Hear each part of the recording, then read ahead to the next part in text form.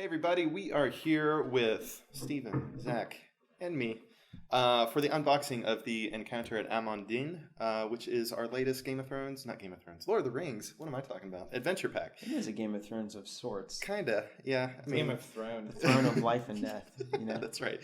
So, this is our, I think, third adventure pack of the cycle, so let's just jump right into it. First up, we have a hero. It's Pippin.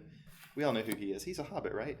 He has 6 starting threat, 2 quest, 1 attack, 1 defense, 2 hit points. He's a hobbit, of course. And he reads, if each hero you control has the hobbit trait, Pippin gains, quote, response after an enemy engages you, raise your threat by 3 to return it to the staging area. Until the end of the round, that enemy cannot engage you. So, okay, he's spirit. Right? Which, I forgot that. Which means threat doesn't matter as much. Right. Raising your threat. You have ways to mitigate it. He has 2 quests, and he's only 6 threat. That to me is a pretty good little combo. Ability aside, I think he's well costed. Mm-hmm. So only 2 health. It's a little scary. It's scary. Right? It's very scary. But what about the ability? What's the... Well, I think that this is a really good ability because there are a lot of quests out there now that they force somebody to attack you or engage you or something like that. So if you are just not in a position because you're like completely exhausted down or knelt or whatever they call it in this game, I can't keep track. But tired. Yeah, tired. Oh, they're fatigued. But if you're not in a position to handle that, then you can just say, 3 threat. See you later. Yeah, no big deal. Yeah, and then we're hobbits. I'll take it away later. Now that is the key, though. All of your heroes have to have the hobbit trait. Yeah, I like that for a lot of reasons. I mean, right now you have Frodo, Bilbo, Pippin. Boom. I mean, we're seeing a lot more now, I'm glad, of this kind of like synergy when you're running things together. Yeah. And what's interesting to me about it is like you have all those hobbits together, including Pippin. You start to really feel like what Frodo had to do in The Lord of the Rings, you know, where it's like deal with this guy. You have to lower your threat as much as possible throughout the whole game, and you just have to try to avoid enemies. Mm-hmm. And so now you can have, one guy over here just like slaying left and right, and the other guy just like questing and sneaking around. Yeah. I think that's great. I mean, how cool is that? That's it is a deck, really cool. And this fills right into like a secrecy style deck. 6 threat is pretty low. Yeah. So I think you can get away with it. I think you can totally get away with it. That's a cool hero, right? Yeah, I mean, I know just the ability for one guy to come out and no one to really be able to handle him yet. Yeah. And you to be able to take it and say, I'll take it, I'll raise my threat, bounce him back out, and he can't engage is... Mm-hmm. That's a big deal. It's nice. It's very nice. It's very nice. Well, let's see what kind of support he's got, huh? All right. You want to take this one? Yeah, we've got Denethor. Oh, yeah, you said Zach. That's fine. But I'll take it. Denethor is a 4 cost, but he has 3 quest. He's got 1 arms and 2 defense, and he has 3 health. So this is he has 2 arms, Steven. This is like a hero. I mean, this is not an ally. This is like a hero. It's a mini hero, yeah. It's definitely a mini hero. 3 quests is nuts. So he's a Gondor and a noble. And it says Denethor gets -1 quest for each damaged hero you control. Which makes that's so thematic. I can't begin to talk about it. It's so thematic. Yeah, that's fantastic. Yeah. And you discard him if his quest is 0 or less. Mm-hmm. So beware there. I like this. I think 3 quests out of leadership is something worth noting. I also think it's a nice little synergy with those healers that, I don't know. Healing, I feel like we've gotten out of in the questing. It's back, baby. But maybe it's coming back. It will be back. Stuff like this kind of makes it a lot more important. So, especially if you run an Elrond out of lore. He's crazy. And leadership's got like 1,000 reresources. They don't care about it. So like the cost isn't prohibitive at all. Yeah. Well, let's do it at Gondor. It's good to have 3 quests on this guy, and he can block some attacks. This is nice. Mm-hmm. This is a really nice dude. He seems and he's Gondor, ready to die. He's ready for the Gondor decks. Seems ready to die. Yeah, I mean, you just play him, commit him, and then later you just... But I will say that he's way better than the hero version of Denethor, which I'm still disappointed with. Well, maybe they're trying to make up for it. Yeah, that's true. Because nobody's going to run that hero, so you won't have any unique problems with this card. Yeah, there will not be a problem. You're running Denethor hero? What? Yeah, no. Forget about not it. happening. All right, what else we got? Next, do you have the... I do. The Lord? Next up, we have Lord of Morthond. I think that's how you say it. Yeah. 1 cost leadership title attached to a Gondor or Outlands hero. If each hero you control has the printed leadership resource icon, Lord of Morthond gains response. After you play any of the other resource types, ally, draw a card. It's really good. That's some synergy to be messed with there, isn't it? That's really good. I'm impressed. Card draw is the hardest thing to get adequate amounts of in this game. You can get resources. There's Horn of Gondor, Steward of Gondor, anything of Gondor. Steward of Gondor, Steward of Gondor, Yeah. Steward of Gondor. Yeah, whatever you want. Ludicrous. But card draw remains elusive in like a reliable way. So if you have a card like this that lets you essentially replenish what you just played, that's great. Yeah, you can chain it out. How does one with all leadership resources play the other things? Well, there's like a million things now, right? They did Outlands hero here. There's an Outlands hero that allows you to spend his resources on any other Outlands ally that isn't of the same sphere. So he's sort of like a mini Elrond, but for Outlands characters.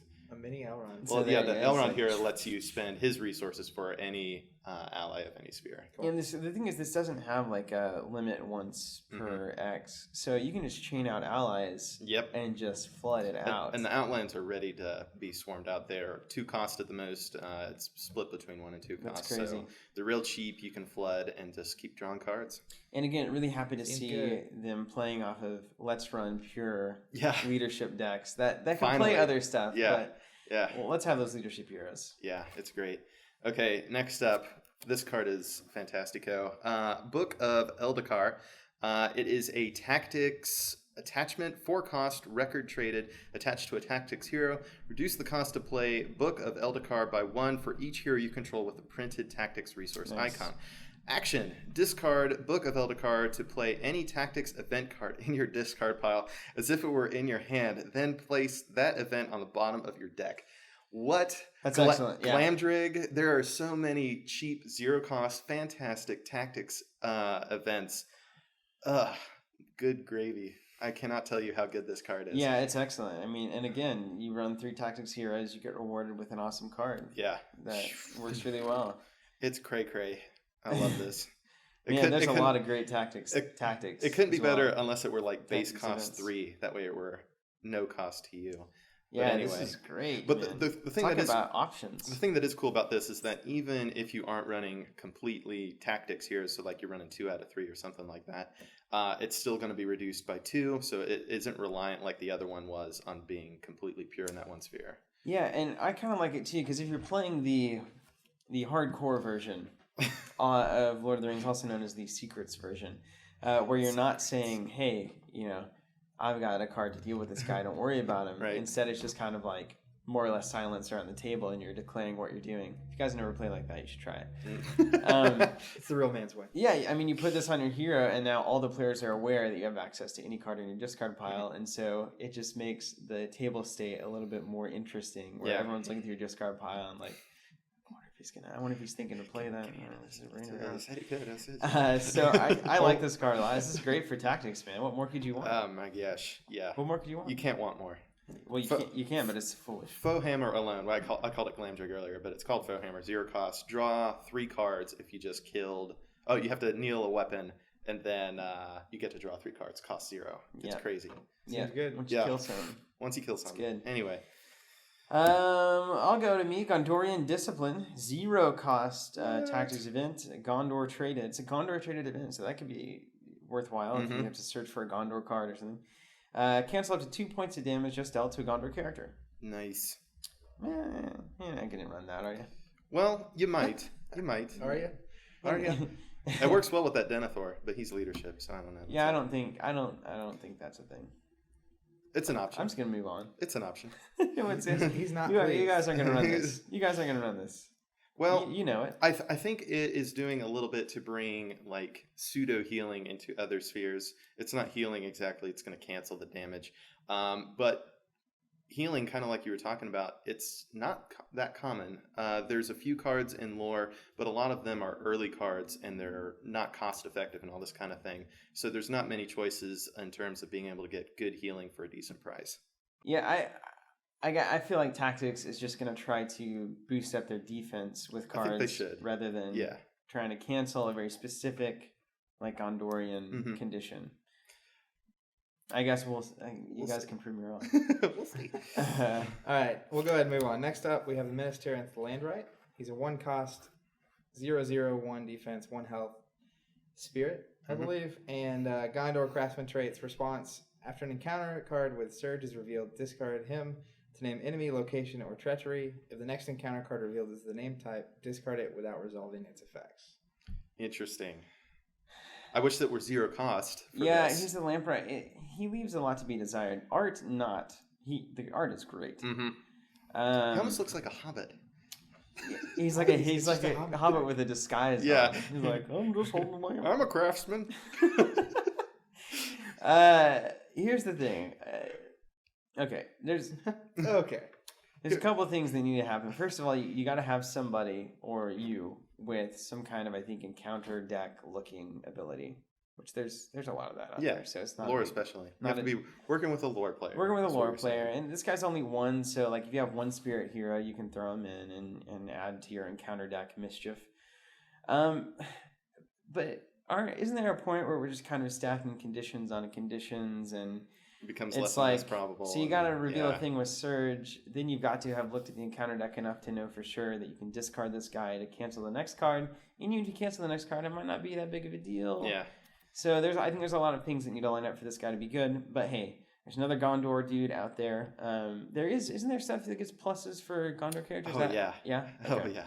There's a lot of stuff. So you can load up, at least he adds to your board. He can chump block some tiny stuff. And if you need his ability, it's there. I don't know if he goes in the deck, but... Does he go in if you know what quest you're doing? There may be some specific questy things that are terrifying, that he needs to deal with. And even if you just know, like, without having the benefit of looking at what the next card is, but if you just know the encounter deck well enough to know that, this is the ratio of characters, and we've seen this many, this is how many locations, we've seen this many, you can kind of hedge your guess. And at least, if you're feeling swamped on the board, you can name, enemy, and then it'll get rid of it. Or if you're feeling like you got too much location threat, then you can name location. You could just play it smart. You can pluck it around a little bit. So, I could see him. I could handle a location, but not a fighter. Yeah, you don't. Yeah. Oh, man. Tell us about small target. This is probably the best card of the entire pack. I kid you not. Small target, 1 cost, spirit event. Reads, response after a Hobbit hero you control exhausts. That's what they call it, exhausting. Exhausts to defend an attack. Choose another enemy engaged with you and reveal the attacking enemy's shadow card. If that shadow card has no shadow effect, resolve the enemy's attack against the chosen enemy. If that shadow card has a shadow effect, resolve this attack as normal. This is awesome. So basically, if it has no effect, then nothing happens. Yeah, okay. If nothing happens. But if it has a shadow effect, which is kind of adding insult to injury because it's going to buff it in some way or another, and then you're like, send that over there. This is one of those cards I have to read again to really understand. Okay, why don't you read it? Okay, I'll read it again. We'll have a second. If that shadow card has no effect, resolve this enemy's attack against the other. Yeah, so against after a Hobbit hero you control exhaust to defend an attack, so I'm going to exhaust Pippin to defend an attack. Choose another enemy engaged with you and reveal the attacking enemy's shadow card. So the dude that I'm defending, I reveal his shadow card. If that shadow card has no shadow effect, then he attacks the dude that I chose. Yeah, correct. Woo! If it does have a shadow effect, then we resolve it as normal. Yeah. Mm-hmm. Now, resolving it as normal, does that include the shadow effect that you just revealed for this ability, do you think? Yes. Okay.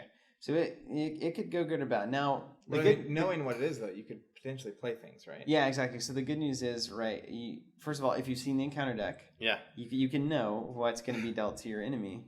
And who was that hero a couple of packs ago, where once a shadow effect is revealed, you can discard it to reveal another. Oh man! Give a guy another shadow effect. Wasn't that one of the dwarves actually? It was one of the dwarves, I think. It was like 2 packs ago. It was like Dwalin or something like that. Yeah, I can't remember. I think it was. Yeah. But that's cool now. Yeah. Like this makes a lot of sense. Yeah.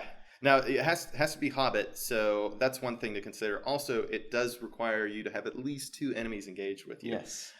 So whether or not hobbits want to start suffering that many enemies being engaged with them, because they're not the hardiest of folk. I'm picturing even the Pippin we got in the pack, the spirit, you block with him, you do this card, and then it's like, if he does end up attacking you, you raise your threat by 3 because he has a shadow effect. Although I think he said after it engages you. Let me check that. After an enemy engages you, so it'll happen no after window. That. Yeah, no window. So, they're onto us. Yeah. They're probably going to think that they can use Pippin. I think like it I a think lot. we can make this happen. It's super flavorful. It is conditional, but it's the kind of conditional that if I can pull it off and make this work, I'm more than happy to like suffer it not happening. There's nothing better than like taking your opponent's stuff and using it against them. Like Yeah. that's a huge resource exchange. So if you literally just get one of the enemies to kill the other, like before they even attack. That's crazy. Yeah. That's good. So the potency is high, even though the chances aren't 100% of it working. Which is kind of a good incentive for the guy playing all the hobbits to take like the big fatty of the lot. Yeah. It's like, oh yeah, I'll take the Eye of Mordor. Yeah, I'll take the Eye of Mordor. I'll take the Witch King. And then, they're killing off all these other guys. Meantime, the tactics player with a bunch of range is just, shooting arrows all over the place. It's almost like it's planned. It's great. Anyway, I love the art on this card, but Steven gets I'll get it. The Athenian Archer, another Gondor character, a ranger. It's for Two great lore, traits. and it's 3 costs, so it's pretty hefty. Mm-hmm. 1 quest, 2 attack What? with ranged, and 1 defense, 2 hit points. So I think already with the stuff that we've read, disregarding the response, he's about on the average decent, scale. yeah. So let's see what the response does. After this guy attacks and damages an enemy, return that enemy to the staging area. Say what? This is good and bad. Yeah. But this is a really cool ability. This is a really cool ability. It is a cool ability. It's a kind of control that you may or may not want depending on the circumstance. Yeah. Because it's going back in the staging area. It's going to contribute its threat towards the next questing phase and all this kind of stuff. But there's reasons you might or might not want. You know what I like more and more about so the horseback guy from the core set that can attack in the staging area. Theodred, I think. Theodred, I think it's Theodred. Yeah, the Rohan.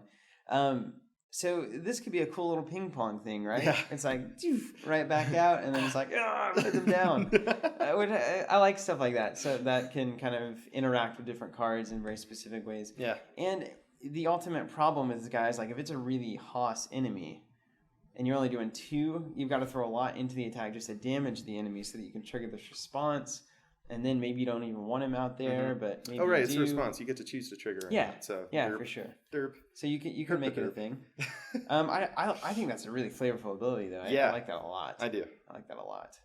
I've come around to it. It'd be way The better. art is crazy. It'd be way better if you attacked before you defended. It's true. I'll say that. It's true. It would be a lot better. It would be isn't there bananas. But there's the card, right, where Yeah, you can immediately resolve an attack. Yeah, there's quick like Swiss Strike and seems good. and there's even the one that And lets you him pull him right attack back when in he's it. in the staging area.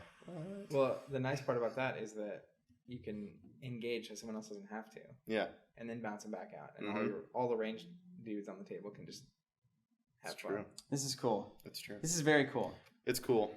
I love that. I think the Alright. flavor of the ability too. That's is good really stuff. cool. It's like, get out of here. The Well, art is worth it. Now, it It's probably way cost. synergizes very nicely with this next card that's coming up. I feel like it does. Yeah. 1 cost, Athenian Pit. It's a trap. It's a trap. Lore card. Play it into the staging area unattached. If unattached, attach Athenian Pit to the next eligible enemy that enters the staging area. Any character may choose attached enemy as the target of an attack. Fantastic. Yeah. That's wonderful. Fantastic. Everybody gets ranged against this guy. Everybody can kill that guy. Yeah, That's really cool, man. it is really cool. Great art. And Great art. Just I mean, it's not a beautiful synergy, but the archer with the pit is pretty cool, where you Yeah. can send something into the pit if there's no enemies drawn from that encounter deck whenever you play it. So fun, man. I don't know. Seems It's good. I like it. It's I fun. like it. I feel like it's a good lore card. But yeah, it's a great little synergy there. If I'm assuming that's what was intended. But even if they aren't working together, I think this pit is the bee's knees.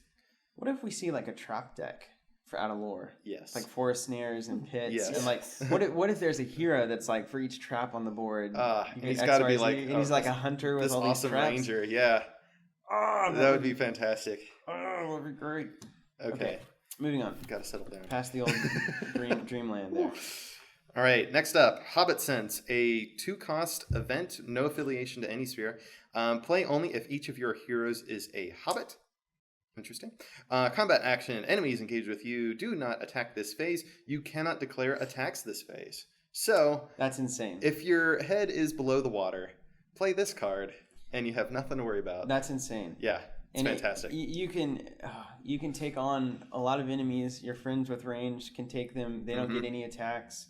You're just hobbits hiding All those out, shadow cards get discarded. running around. What? Man. It's really, really smart card. If you play it right, you can really own some situations with this thing.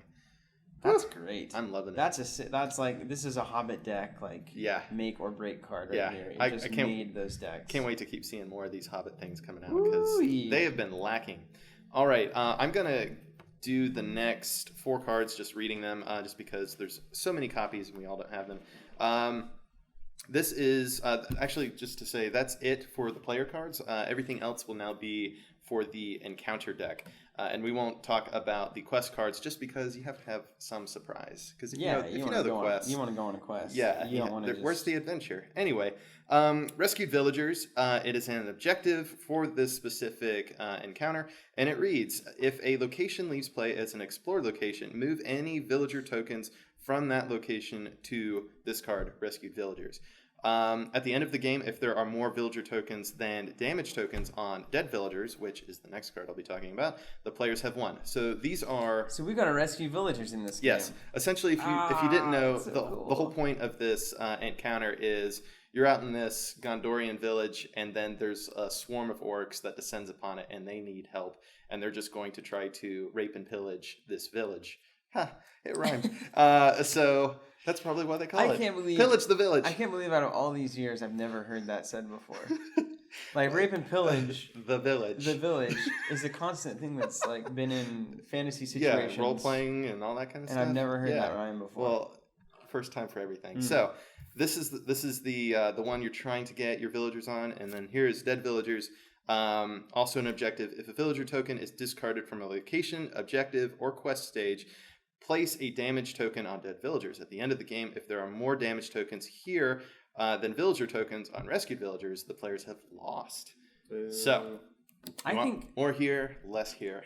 Let me say, I really like that we're having this quest mechanic that encourages you to play things out to the end. Yeah, man. Because, like, man, the villagers are really dying early, but wait. We could potentially save them later on. So it's not one of those things where it's like there's 20 enemies out and we've lost. Mm-hmm. It's like it's always a dramatic shift that's happening. So I think this could play out really, really nicely. Okay, next up we have an objective, but he's an ally.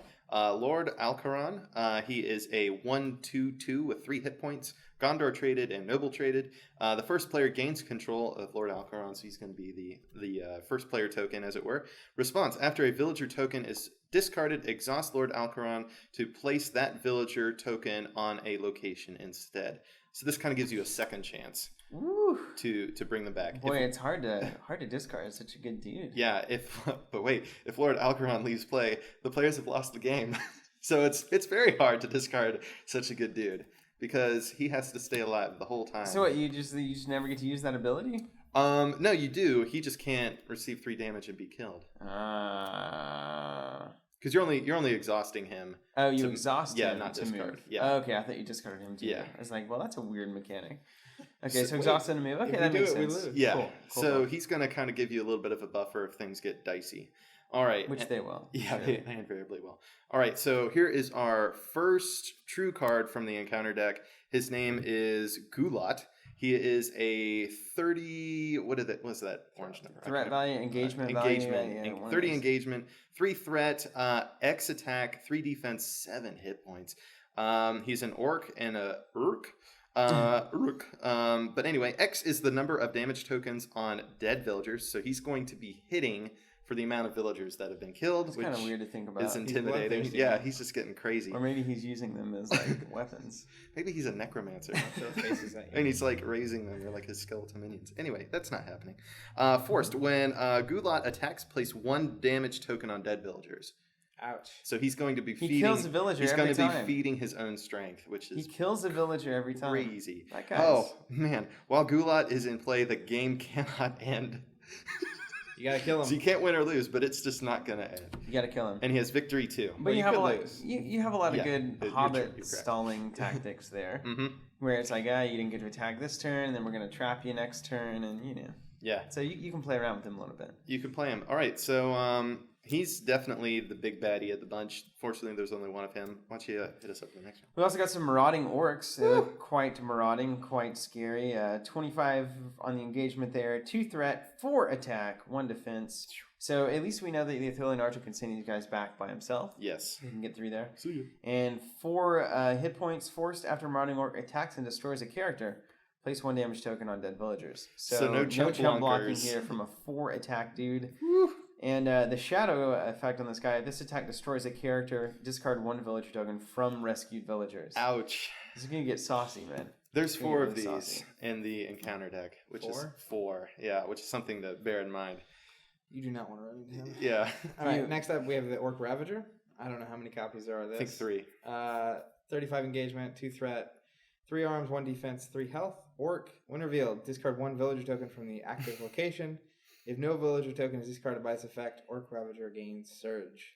Shadow effect, attacking enemy gets +1 arm, +2 instead of undefended. Classic shadow effect, yeah. That guy, it's a when revealed thing. The art on these guys is fantastic. You have this fiery one, you have this like shadowy night one. Yeah, he's a creeper of the bunch. He's totally a creeper. Yeah, you don't want to run into him in the alley. He's this is looking. Fallen. All right, next up. This makes me sad because I used to run this nice eagle deck. But anyway, 40 engagement for the Craven Eagle. 3 threat, 5 attack, 2 defense, 3 hit points. He's a creature and an eagle. When revealed, discard the character with the fewest remaining hit points. That character, so that can apply to a hero, be advised. Fewest remaining hit points. That character's controller may discard 3 cards, you don't want to do that, at random from his hand, not hers, to prevent this effect.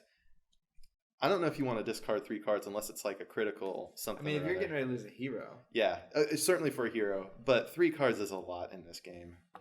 That's incredible. Now, I've noticed these guys are pretty high on their engagements. We got 25 for the marauding, which is standard.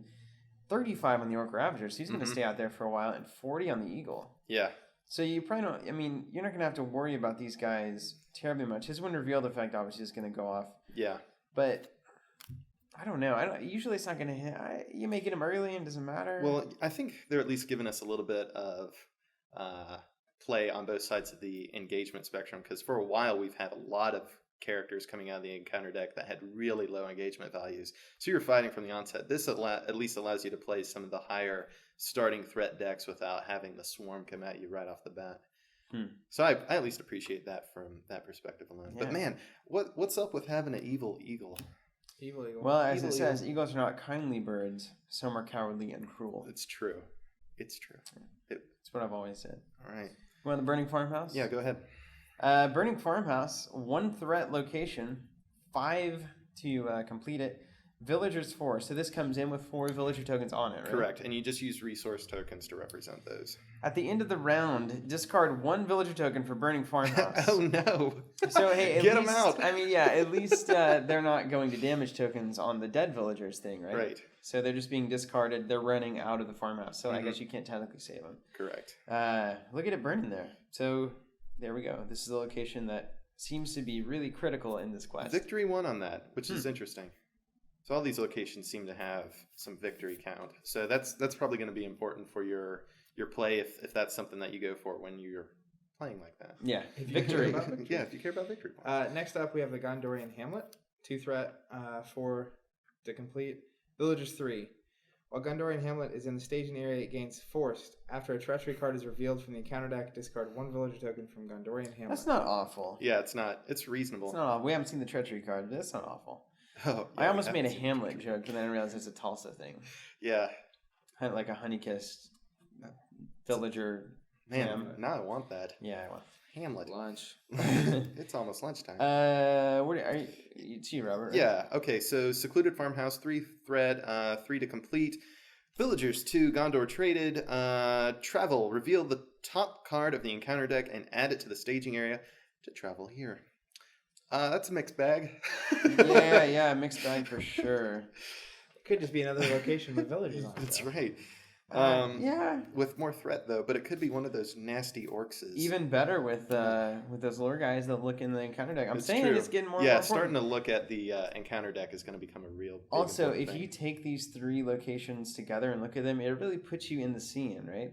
I mean, you have 2 really romanticized but still kind of dark, the Hamlet and the Farmhouse, and then the burning Farmhouse is like, uh-oh, things have gone bad. This is really nice. Good job on the art team. This is a good style for this. Yeah, I like it a lot. For sure. Now, well, let's deal with the Burnt Homestead.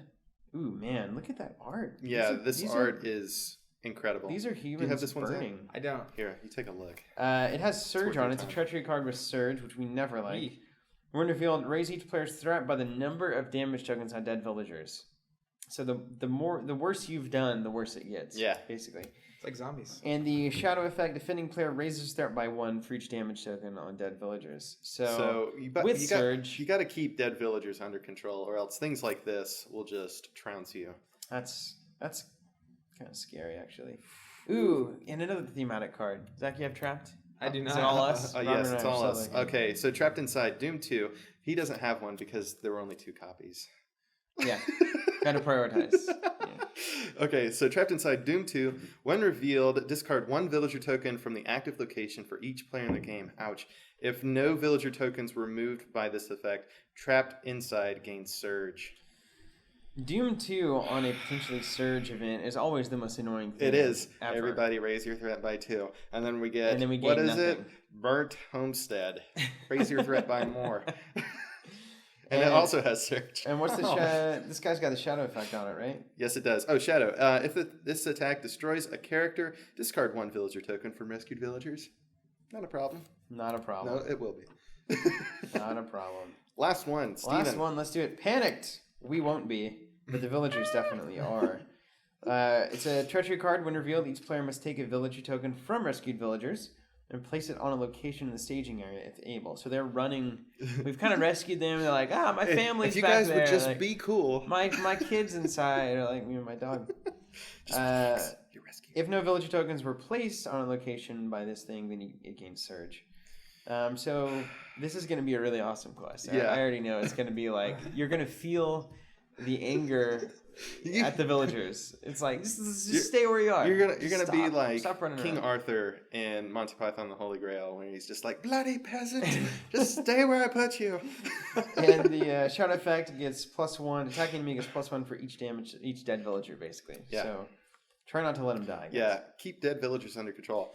This is really flavorful. Every time we get a new not force pack, what's this one called? Adventure pack. Every time we get a new adventure pack, every card game there is.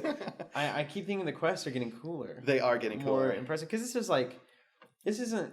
You're not doing an epic level thing. This is just the random event that happened to you were walking by, and then now the orcs are attacking. Yeah. You're like, well, we're heroes.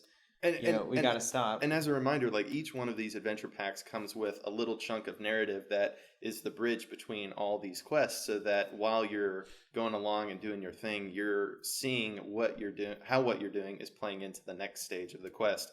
And I won't spoil that for everybody, but it's pretty nice. Well, sweet. Yeah.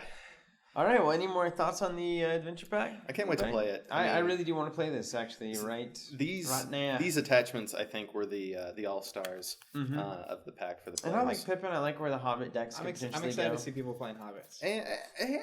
And Small Target is Pure just leadership too fun. would be is cool. I'm hoping to see that. That's something we really don't see, right? I mean, Pure leadership. Yeah, leadership tends to kind of They're splashers. have Steward of Gondor on somebody and then they splash stuff. So let's get some good leadership decks going. Good leadership decks. I think I'm gonna go back to tactics again with that. That book, man. That book is too good, man. I mean, playing them out of your discard pile. The book is good. Ah. Yeah, the book is really good. And in discard pile, like replaying is one of the best things in any game. It really is, especially whenever it's there in front of you. An event's event's so nice you can play it twice. That's right. All right, guys. Well, thanks so much for watching this. And this adventure pack is fantastic. It's on our store right now, teamcovenant.com/store. If you want to get in on this and let us know how your experiences were with it, leave a comment here on our channel or on a blog or on the website. Just send us an email. Do whatever you want to do. But thank you so much for watching. And if you also would like a subscription to our adventure packs, which is awesome, So essentially what that means is you buy the subscription and you never think about it again. And then it shows up at your door. Adventure Pack just shows up and you're like, time to quest. It's the adventure waiting Call for the you. banners, you know? You gotta get the friends in here to go on a quest. Or Solitaire or whatever. You can subscribe to that, and it's a good deal for you too. So those are our 2 big Adventure Pack offerings, and we would always love and appreciate your support and what we're doing. So thank you for watching. Thanks for taking the time, and from all of us, Quest on. Yeah, quest on. Happy questing.